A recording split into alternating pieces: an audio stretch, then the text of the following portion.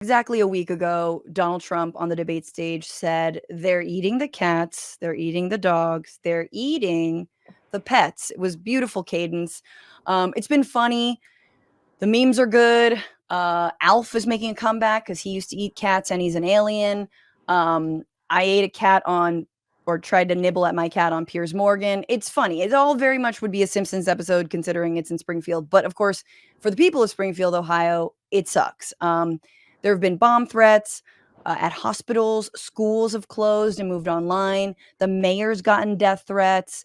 Governor Mike DeWine is like, he's like, no, this is not happening. This is hearsay.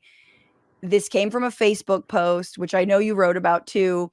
And yet he's asked, well, do you condemn, like, do you have anything to say to Donald Trump or JD Vance? And he's like, no, nope, nothing.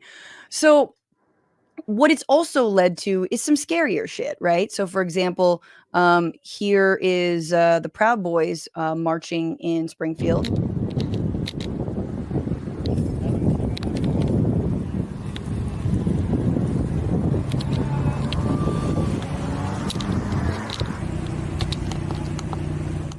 I mean, they're basically just like in a strip mall. It's not really all that crazy, but there they are with their flags. And then the KKK was like, hang on, hold my drink. Let's do one more. And they're putting out flyers in this like old English roundtable pizza font that says, foreigners and Haitians out. There's no place in America for this filth. Blah, blah, blah. We need mass deportation. La, la, la. The Trinity White Knights of the Ku Klux Klan. For more information and an application, please send to. Oh yeah, you can also call the Klan line, guys. Don't So do that. you don't call them. Not even as a joke. Don't call them. So Talia, it's funny, but like this shit is really scary. And I wanted to ask you because you wrote a whole book about. I called it kind of the upcycling of Nazi propaganda, but that's what we are seeing now. I guess I just wanted, where yeah, your thoughts on this and yeah, like how you has the die already been cast? You know what I mean? Like we're already like we're just waiting for someone to actually get hurt in Springfield.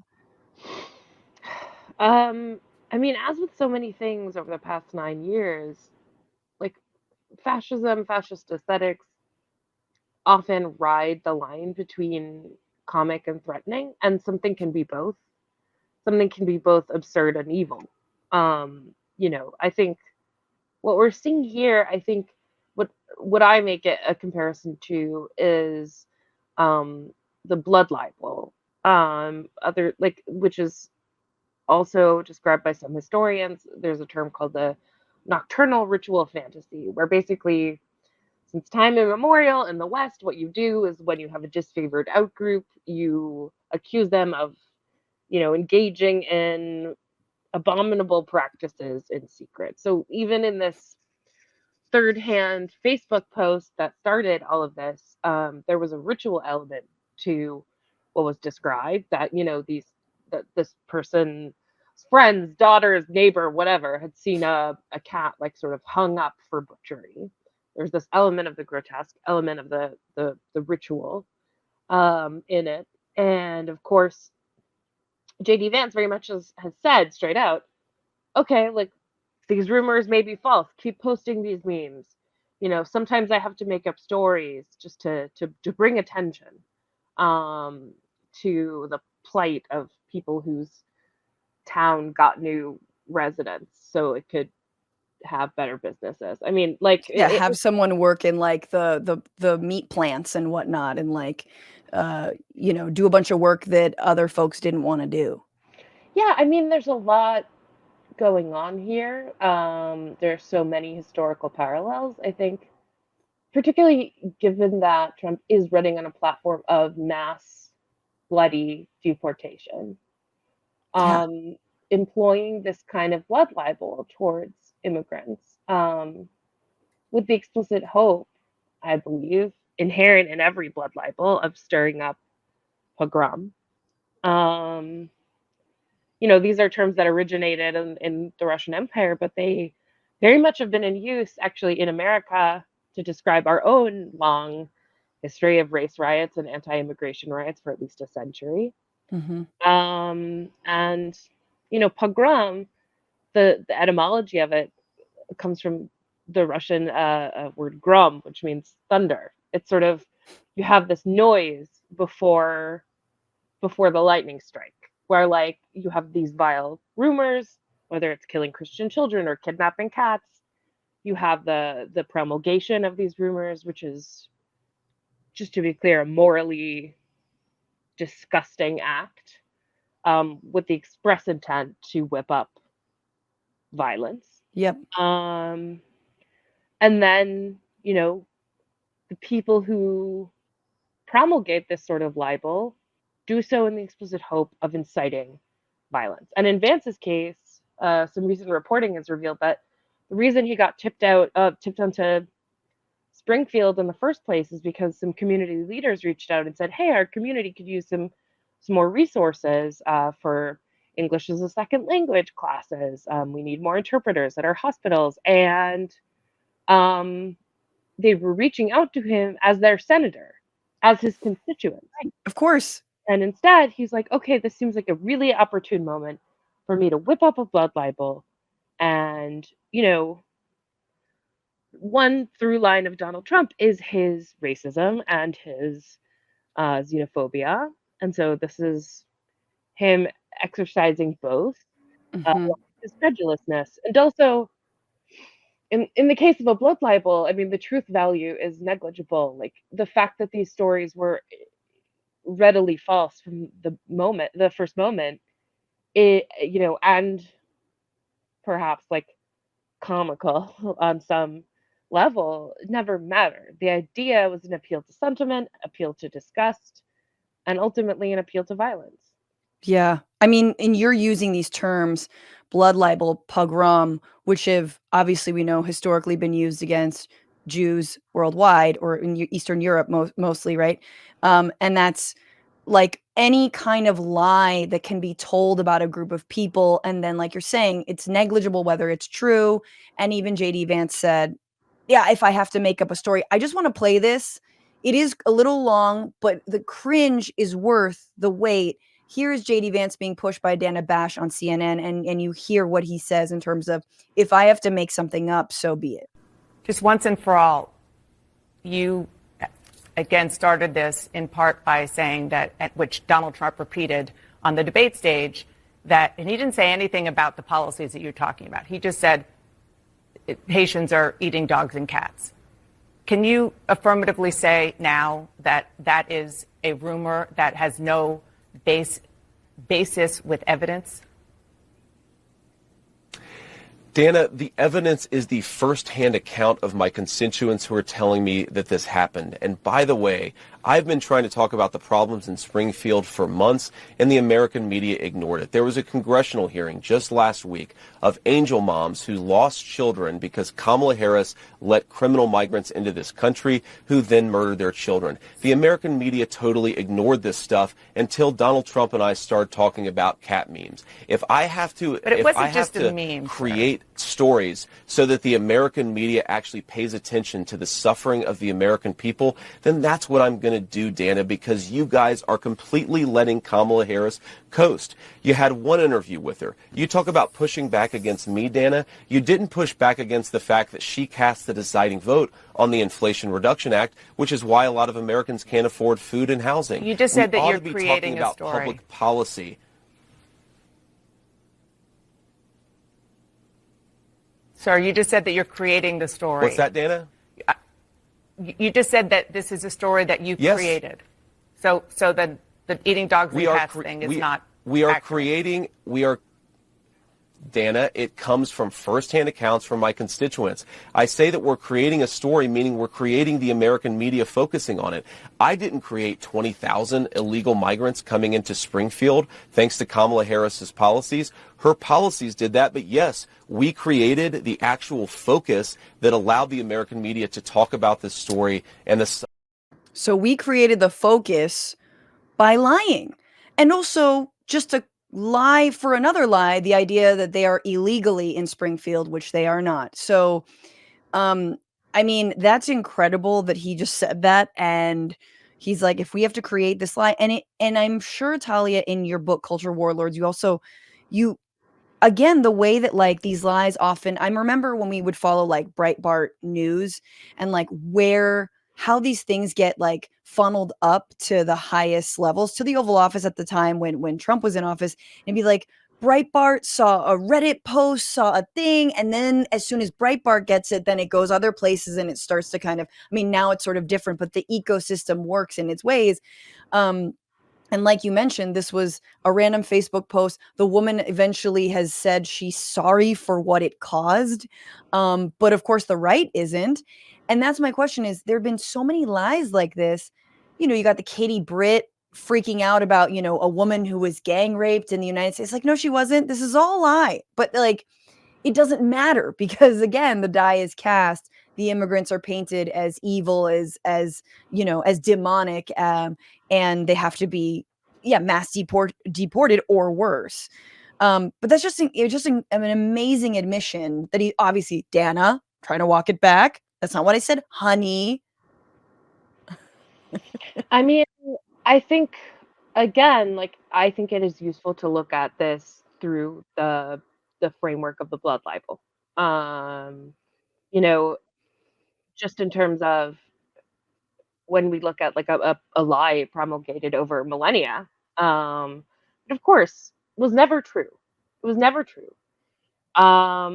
And yet it served its purpose, which was to cast a disfavored out group in a sinister and predatory light and justify any subsequent violence Right. uh, against them. So, you know, there's also a very famous essay from 1948, Sartre's essay on anti-Semitism, where he says like they joyfully lie because they're not responsible to the truth. They don't necessarily bear a relationship to the truth. The anti-Semite, you know, and in this case, we can extrapolate from that.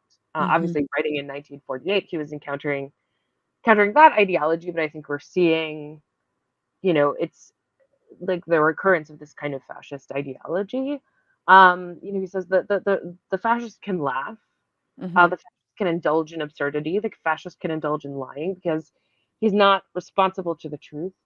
That is the responsibility of his interlocutor who's trying to disprove. You know, we're always saying, oh, they're not illegal, they're on TPS. They're, you know, they're not eating cats. They're not catching geese. I mean, so you wind up playing the, you know, catch up with these ridiculous lies when the essence of the lie is not like the truth value of the lie is not its point.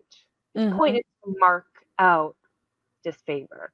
Mm-hmm. Um, and I, I'm so I'm like curious about how to like move again. Like, there's been some critique that Kamala Harris or Tim Walz hasn't visited Springfield. That would do an incredible amount. Like, how do you de-escalate a situation like this? I mean, you obviously again have seen the underbelly of the racist, xenophobic, alt anti-Semitic alt right, whatever Nazi movements online. Like, what do you what's this town to do? You know what I'm saying? Like, what are they to do? And how can the country, this is a huge question. I don't know why it's a policy question, but how can the country like support them? well, first of all, I would like to mention that these rumors about the pet eating were actually initially amplified in August by a literal neo-Nazi group called Blood Tribe that also showed up in Springfield before this sort of hit the national consciousness. These are swastika wavers. They wear masks. Sort of balaclava type masks. Mhm. And so the Blood Tribe group marched through the town in August. So what we're seeing is something that we've seen repeatedly over the last decade, which is that the extreme right, the overtly Nazi right, paves the path, and then the sort of mainstream of the Republican Party follows. Mm-hmm. First of all, I do think it's baffling, frankly, that Harris and Walz have not visited Springfield, have not made more full-throated statements Yeah. in favor of this population that's under threat. I think Harris made some comments at the NABJ today, repudiating this rhetoric, but you know, it's shameful. I think a lot of it has to do with the fact that the Democratic message right now is all about being tough on the border, and maybe they feel it muddles their message. But I think, frankly, Right. if you have the power to and are not attempting to diffuse a pogrom, and if you have the power to refute and refuse to, and neglect to refute a blood libel, that's on you. That's that's a moral abdication, and I Yeah, like, hope to who's see that protecting change. the Haitian community? My question is, like, okay, are there police officers, National Guard, like, who's gonna protect the Haitian community if and when somebody is murdered? I mean, you know what I'm saying? To prevent that. And sorry to interrupt you, but yeah. No. I mean, I'm sighing just because it's like 33 bomb threats later. Where are we on? I mean, Right. and there have been some stories about intentional solidarity. Churches sort of doing outreach to the Haitian community. Yeah. People showing up at a Haitian restaurant. So the town sort of trying to gather together in that way. I think that kind of community solidarity is vital. Yeah. There have been people donating to like Haitian American organizations, and particularly there is I believe a Haitian support organization in the Springfield area. Um, to that mostly deals with like ESL and job training and The stuff like things that that. JD Vance was being asked for in the beginning. Yeah, in other words, this was a calculated, like literally following the guide of Nazis. Uh, JD Vance received a request from his constituents and turned it into a blood libel. I mean, there's nothing more contemptible than that I can possibly imagine. And he mentioned in that clip you played, he talked about, last week there was a congressional hearing on angel parents. And so angel parents is the right-wing term for parents of children who have been murdered by illegal immigrants, or Oh, Jesus. I was is the wondering what the fuck that was. Like, I'm not up on, oh my God. so illegal. First of all, as we know, truth value is sort of negligible in this context. It's basically just like anyone that whatever. So who knows? But Trump campaigned extensively with these people in his first go round. Yes. You know, people grieve. The loss of a child is unimaginable and is incredibly painful.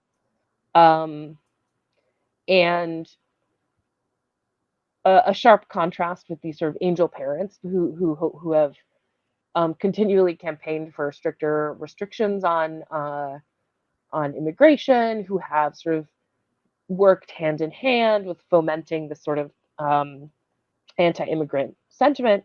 If you compare that to the parents of Aiden Clark, who is an 11-year-old child who was killed by, who died in a traffic accident when a Haitian driver in Springfield was just like simply, like literally just like blinded for a moment by the sun and wound up crashing into a school bus. It's a tragedy.